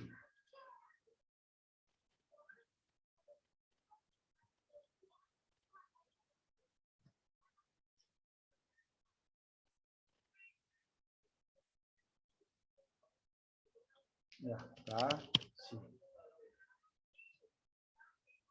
Jadi kasih ya, di ayat 8 sampai 9 ini tentang kasih.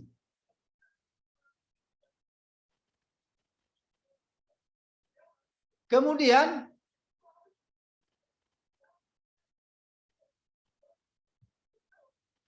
ayat 9 di sini yang saya ini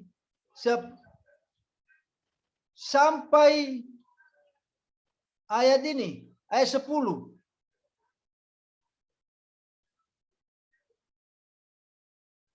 Ayat 10. Coba perhatikan. Aku Paulus yang sudah tua. Berarti sudah tua dong Paulus ya. Ini perlu dikasihani sebenarnya. Yang sudah tua. Berarti tidak pantas sebenarnya di penjara ya, kan sudah tua. Lagi pula sekarang menjadi seorang tahanan karena Kristus. Berarti ada pengorbanan di sini kan. Sudah lagi tua di penjara lagi. Berarti berkorban demi Kristus. Berkorban. Sorry. Nggak kelihatan, Pak. Oh, enggak kelihatan. Yang mana yang tidak kelihatan? Tidak ada Semuanya? tulisannya, Pak. Polos Hah? saja. Hah? Tidak ada tulisannya ya, Bapak. Yang Bapak ketik tadi tidak ada. Nggak ada Hanya kayak tulisannya, polos Pak. saja. Tidak ada tulisannya, Pak. Yang Mungkin putih kasih aja, tadi. Pak, backgroundnya. Oh iya, iya betul ya. Tidak bisa. Bentar ya, sorry ya, bentar ya.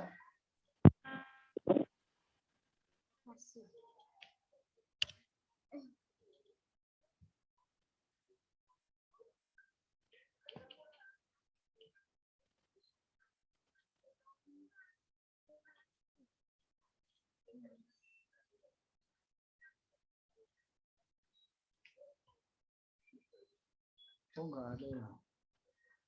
Nah, kelihatan? Kelihatan, Oke, Pak. Pak. Kelihatan, Kasih Pak. ini kelihatan enggak? Kelihatan, Pak. Oke. Kelihatan. Oke ya. Inilah dia.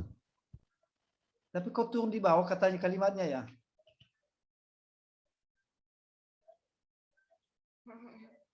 Ya.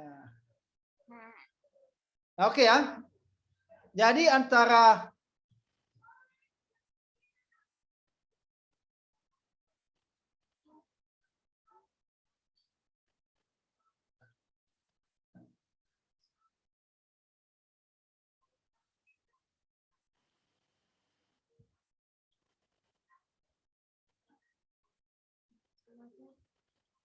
Saya ulangi sekali lagi ya. Ayat 8 sampai 9 ini menekankan tentang kasih. Yang sesungguhnya bahwa Paulus memiliki hak penuh ya untuk merintah. Tapi dia mengingat kasih daripada Filemon. Jadi penekanan daripada ayat 8 dan 9a, maka itu ditekankan tentang kasih. Berarti landasannya adalah kasih. Kemudian di ayat 9 sampai 9 ini, di ayat 10 ini, ya, kita baca sekali lagi, aku Paulus yang sudah tua. Nah, sebenarnya di sini Paulus sudah tua ya. Umurnya kita tidak tahu, ini perlu dibaca penafsiran buku-buku pendukung berapa umurnya saat itu. Lagi pula sekarang menjadi seorang tahanan. Jadi dia di penjara pada umur sudah tua. Kenapa dia di penjara? Karena Kristus. Berarti ayat 9 sampai ayat 10 ini berkorban demi Kristus. Coba ditulis-tulis ya. Karena saya nanti lupa. Berkorban demi Kristus. Tadinya ayat 8 sampai 9 itu kasih. Ayat 9 sampai 10 itu adalah pengorbanan. Berkorban demi Kristus. Ya, berkorban. Apa pengorbanannya? Dia sudah tua lagi. Dia memberitakan Injil. Masih lumayan kalau masih muda ya udahlah dipunyai. Tetapi dia sudah tua ini. Berarti dia berkorban pada usia yang sudah tua, dia berkorban untuk Injil. Ya. Lalu kemudian ayat 10 sampai ayat 9, ayat 10 sampai ayat 13 ini adanya transformasi hidup. Apa itu transformasi? Perubahan. Apa buktinya? Kita lacak ya, kita lihat teksnya. Mengajukan permintaan kepadamu mengenai anakku selama aku di penjara, yakni Onesimus. Dahulu memang dia tidak berguna bagimu.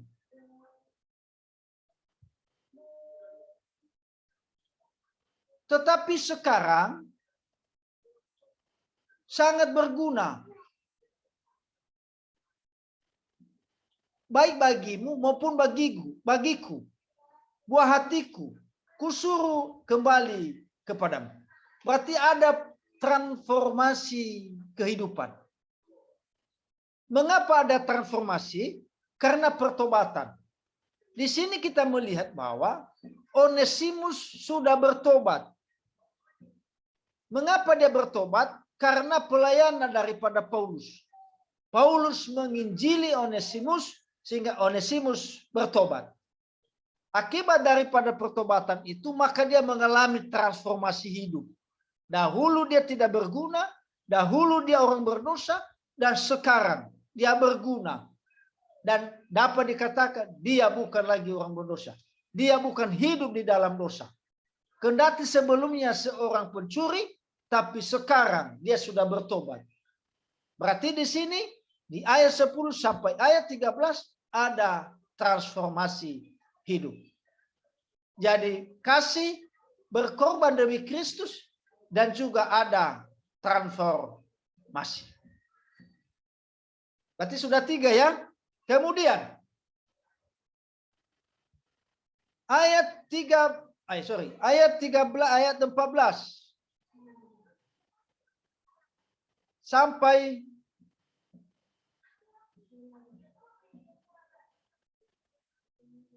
ya, katakanlah sampai ayat 15 ini.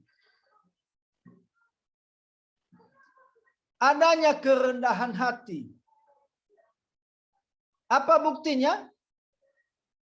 Paulus merendahkan hati kepada Filemon. Sesungguhnya Paulus dikatakan di ayat 8 di atas tadi kan. Sekalipun di dalam Kristus aku mempunyai kebebasan penuh.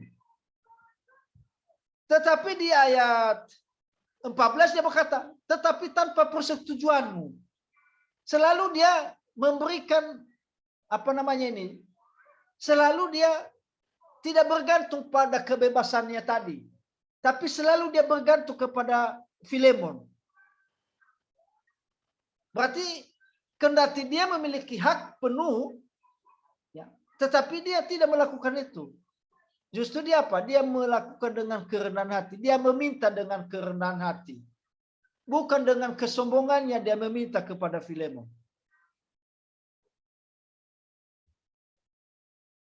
Apa buktinya kerendahan hati? Dia berkata, jangan kita melakukan segala sesuatu dengan paksa. Tapi kita melakukan sesuatu dengan suka rela. Di ayat 14 ini.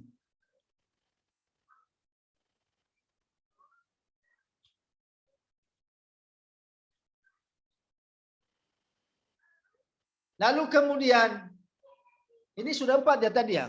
4 ya? Sekarang Ya Pak. terakhir.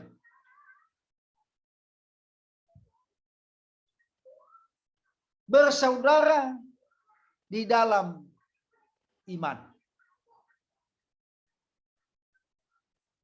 Bersaudara di dalam iman. Jadi di sini dikatakan bahwa bukan lagi budak. Ya, bukan lagi budak, melainkan lebih daripada budak. Yaitu sebagai saudara seiman yang terkasih. Jadi bersaudara di dalam iman, bukan lagi budak, ya, tetapi saudara seiman yang terkasih. Nah, bersaudara dalam iman, mengapa dikatakan demikian? Baik secara manusia maupun di dalam Tuhan. Nah, bersaudara di sini, ya, dalam iman berarti menerima apa adanya. Menerima apa adanya. Membuka hati apa adanya. Tanpa ada sekat-sekat ya, tanpa ada batas yang membuat adanya jurang pemisah. Makanya dikatakan bersaudara dalam iman. Kenapa? Ada banyak orang bersaudara tapi masih ada sekat-sekatnya. Nah, tetapi di sini kita melihat dari teksnya bersaudara dalam iman. Walaupun ada perbedaan, karakter yang berbeda, sikap yang berbeda, perilaku yang berbeda, tetapi yang menyatukan adalah iman dan kasih. Makanya dikatakan dalam teks ini bersaudara dalam iman. Nah itu teman-teman mahasiswa, sehingga apa? Dengan kita membentuk seperti ini, maka ketika kita menemukan makna teologisnya tidak menyimpang. Tidak menyimpang. Dan kita buat makna teologisnya berdasarkan teksnya. Berdasarkan teksnya. Jadi tidak lari kemana-mana begitu. Jadi kalau kita khotbahkan ada berapa poin tadi? Kasih. Kalau kita khotbahkan ya, kasih, berkorban demi Kristus, adanya transformasi hidup, adanya kerendahan hati, bersaudara dalam iman. Nah, sebenarnya kalau mau kita gali lagi, masih ada lagi makna teologis yang kita dapat di sini. Boleh lebih daripada 5. Boleh lebih daripada 6. Asalkan kita menemukan makna teologisnya berdasarkan teks. Berdasarkan nas. Nah, bagaimana kita tahu? Kita bentuk seperti ini. Ya, kita bentuk seperti ini. Nah, sehingga kita menemukan makna teologisnya dengan baik dan benar. Ya, dan memiliki ketajaman makna dari dalam teks itu sendiri. Nah, saya tuliskan struktur teksnya di sini hanya melalui bahasa Indonesia ya, bukan melalui bahasa Yunani. Karena kalau saya tulis melalui bahasa Yunani teksnya di sini, tentu kita susah kita mengikutinya, makanya saya tuliskan aja dalam bahasa Indonesia saja. Ya. Jadi kalau misalnya saya tuliskan teksnya melalui bahasa Yunaninya, maka susah bagi kita untuk mengikuti. Makanya untuk lebih mudah, saya tuliskan dalam bahasa Indonesianya. Nah, seperti yang saya jelaskan kemarin bahwa penafsirannya maka kita gali katanya. Misalnya karena itu, karena itu dalam bahasa Yunani-nya adalah dio. Dio itu bentuk penghubung. Ya. Kalau dikatakan penghubung, maka ada hubungannya dengan teks sebelumnya. Maka sehingga teks setelah itu memiliki keterkaitan antara satu dengan yang lain. Nah, demikian dengan kata-kata selanjutnya. Nah, untuk mendukung pemahaman kita ini, maka kita lihat tafsiran, buku-buku tafsiran. Buku-buku tafsiran yang berbicara dengan teks ini, maka kita kutip. Sehingga apa? Menegaskan argumentasi kita berkaitan dengan teks yang kita tafsir. Sehingga teks itu argumentasi kita itu memiliki data yang valid, ya, data yang valid dan dapat dipertanggungjawabkan secara teologis. Nah, tadi saya jelaskan bahwa poin pertama adalah kasih, makna teologisnya. Dua adalah berkorban demi Kristus. Mengapa berkorban demi Kristus? Karena posisi tadi Paulus berada di penjara dan 3 kali kata-kata penjara diulangi dan 2 kali karena Kristus. Berarti berkorban demi Kristus. Yang ketiga adalah Onesimus sudah bertobat, berarti ada transformasi hidup. Yang ketiga, yang keempat adalah ada kerenan hati. Artinya Paulus tidak menggunakan haknya untuk memerintah orang lain, tetapi dia melakukannya dengan kerenan hati. Tidak semena-mena dia melakukan perintah, kendati dia punya hak untuk itu, tetapi Paulus adanya kerenan hati bagi orang lain. Kemudian bersaudara di dalam iman. Mengapa bersaudara dalam iman? Untuk mengikis perbedaan, untuk mengikis jurang pemisah, dan untuk mempersatukan di dalam kasih. Dalam bingkai persaudaraan. Khususnya Onesimus dan juga Filemon. Saya rasa itu teman-teman, kalau ada pertanyaan disilakan. Atau ada makna teologis yang Anda dapatkan setelah saya jelaskan seperti ini, boleh disampaikan, tidak mesti apa yang sudah saya katakan tadi, masih ada lagi, boleh kita menemukan makna teologisnya. Tetapi harus sesuai dengan teks yang kita baca. Disilakan.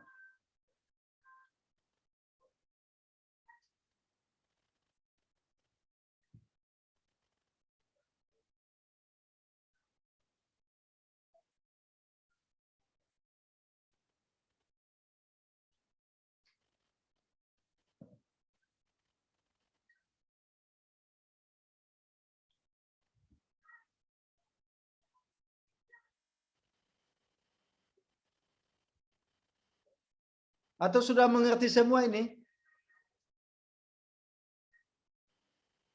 Kalau sudah mengerti semua, nanti saya share tugasnya ya untuk tafsirannya. Nanti ke depan menampilkan Ya, seperti apa yang sudah saya tampilkan. Ya, Pak. Sudah? Sudah, Naomi. Naomi kayaknya matanya sudah mulai apa ini? Matanya gimana nih saya lihat ini? Sudah mulai ngantuk ini. Ini masih pagi Naomi ya. Ini Nike sama Novi masih pagi ini ya.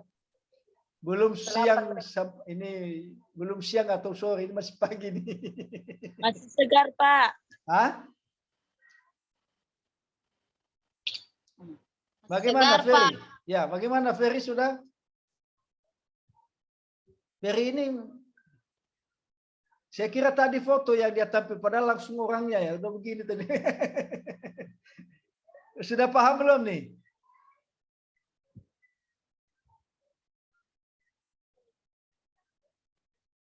Bagaimana Yordan? Sudah? Yordan? Sudah, Pak. Oh, baiklah. Kalau sudah berarti saya tenang ini. Berarti sudah paham. Karena kalau belum mengerti, Saya belum tenang karena saya nggak mau kalian tidak mengerti kan gitu. Nah, saya mau kalian mengerti. Mau bikin ulang 3 kali pun saya siap bikin ulang 3 kali. Yang penting kalian ngerti. Ya, jangan sampai kelewat terus. Ya, udah kosong dah kita. Gak ada arti ya kan sia-sia aja. Jadi kalau sudah bilang mengerti berarti saya juga tenang ini. Berarti saya tenang, udah mahasiswa saya udah paham, tinggal mengembangkan mengembangkan terus ilmunya. Nah, dan semakin perfect, semakin bagus, ya semakin mantap lah. Kalian bikin seperti itu tadi, kalau kalian khotbahkan itu udah mantap sekali. Mengapa mantap? Orang ngerti. Orang ngerti. Oh, berarti dia khotbah sesuai dengan teks ini. Berarti dia menyampaikan ini sesuai dengan nas yang dia baca. Tidak melebar kemana-mana. Di poin 8, di ayat 8 bikin kasih, dia bikin apa? Apa? Misalnya tentang perceraian misalnya. Dengan nyambung kan. Di situ kan Paulus menekankan kasih, bukan perceraian. Di poin misalnya ayat berikutnya tadi berkorban demi Kristus. Malah dia khotbahkan yang lain. Gak nyambung kan sesuai dengan teks. Nah itu makanya kalian bikin banyak-banyak. Supaya lebih mahir kalian sebelum khotbah bikin itu. Enggak lama bikin itu. Cuma hanya memahami saja. Memahami saja dan ya bandingkan di bahasa-bahasa Alkitab yang lain dan buka Alkitab bahasa Yunaninya. Lihat kata kerjanya juga. Nah, jangan juga enggak nyambung antara ayat berikut dengan ayat selanjutnya. Enggak susah sebenarnya, mudah. Nggak nyampe 1 jam bikin itu. Apalagi kalau nggak banyak-banyak ayat kan. Yang tadi aja banyak itu. Kalau hanya 2 ayat udah gampang kan. Tinggal bikin-bikin aja. Oh ini mana ininya. Lalu oh ini maksudnya ini. Mana puncak kalimatnya. Oh ini. Kalau hanya 2 ayat nggak lama. Nah kalau 10 ayat 12 ayat memang agak lama ya. Karena bikin-bikin lagi begitu. Tapi untuk demi kebaikan, ya kita harus seperti itu ya.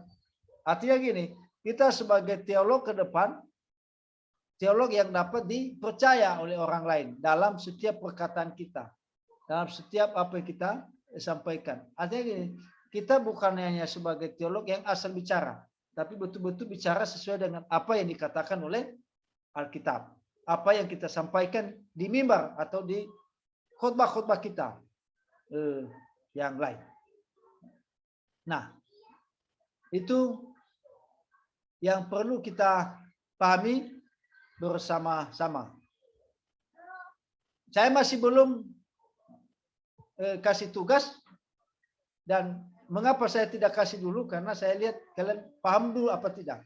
Karena kalian sudah paham, ntar lagi saya akan bagikan tafsirannya masing-masing. Nah, mulai siap-siap.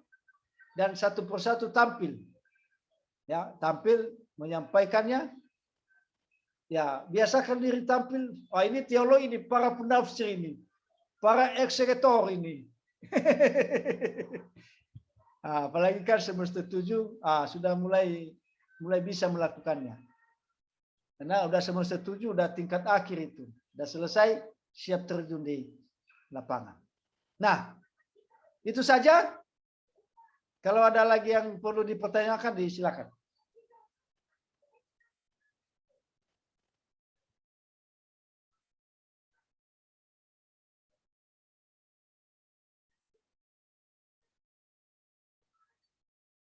Kalau tidak ada dan kita cukup satu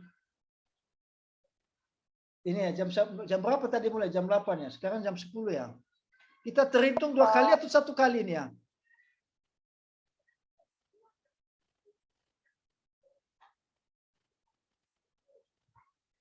Nah, sorry, saya lupa ada tadi form absen ya, sudah dibagikan oleh Fendi. Tolong diisi, teman-temannya. Sudah, Pak. Nah, diisi, sudah dibagikan di ruang chat tadi, tolong diisi.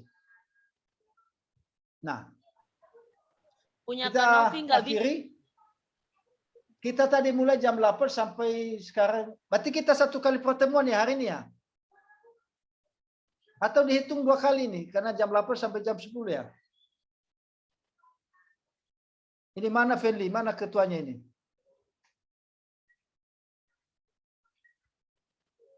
Halo, Feli? Mana ini? Karena nanti di absen dituliskan kalau 1 kali berarti 1 kali, kalau 2 kali. Berarti kita sudah masuk 1, 2, 3, 4 ya. 4 kali ya? 4 kali pertemuan. 4 atau 5 ya? Tahu juga. Kali. Nah, nanti diisi absennya ya, di tanda tangan ya, dan sekaligus absen dosen itu ya di apa itu ya, di mata kuliah yang diajar itu ya di tanda tangan. Baik, kita akhiri, kita berdoa dan sampai ketemu minggu depan. Semoga Tuhan menolong kita dan memberkati kita.